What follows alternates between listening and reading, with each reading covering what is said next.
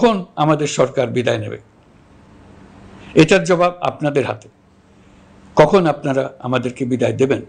জাতির উদ্দেশ্যে ভাষণে অন্তর্বর্তীকালীন সরকারের প্রধান উপদেষ্টা ডক্টর মোহাম্মদ ইউনূস বলেছেন, দেশের সংকটকালে ছাত্রদের আহ্বানে আমরা সরকারের দায়িত্ব গ্রহণ করেছি। কখন নির্বাচন হবে সেটা সম্পূর্ণ রাজনৈতিক সিদ্ধান্ত, আমাদের সিদ্ধান্ত নয়। দেশবাসীকে ঠিক করতে হবে আপনারা কখন আমাদের ছেড়ে দেবেন। রোববার সন্ধ্যা 7:30টায় জাতির উদ্দেশ্যে দেওয়া ভাষণে এসব কথা বলেছেন প্রধান উপদেষ্টা প্রফেসর মোহাম্মদ ইউনূস। তিনি বলেন, একটা বিষয় সবাই জানতে আগ্রহী, কখন আমাদের সরকার বিদায় নেবে।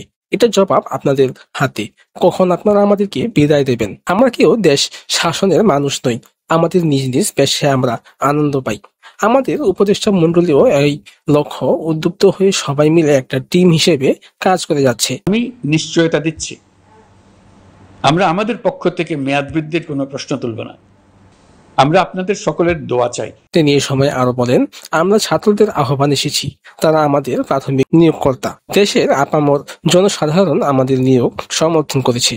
আমরা ক্রমাগতভাবে সবাইকে বিষয়টি স্মরণ করিয়ে যাব, যাতে হঠাৎ করে এই প্রশ্ন উত্থাপিত না হয়। আমরা কখন যাব, তারা যখন বলবে আমরা তখনই চলে যাব। ডক্টর ইউনূস এ সময় আরো বলেন, আমরা সংস্কারের অংশ হিসেবে নির্বাচন কমিশনকেও সংস্কার করব।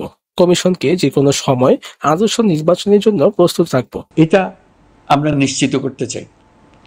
এই সুযোগ এবার হারিয়ে ফেললে আমরা জাতি হিসেবে পরাজিত হয়ে যাব। ডক্টর ইউনূস এ সময় আরো বলেছেন, এটা একটা বিশেষ ব্যাপারে আপনাদের সহযোগিতা চাচ্ছি। আমাদের দায়িত্ব গ্রহণের পর থেকে প্রতিদিন সচিবালয়ে আমরা অফিসের আশেপাশে শহরের বিভিন্ন স্থানে সমাবেশ করা হচ্ছে।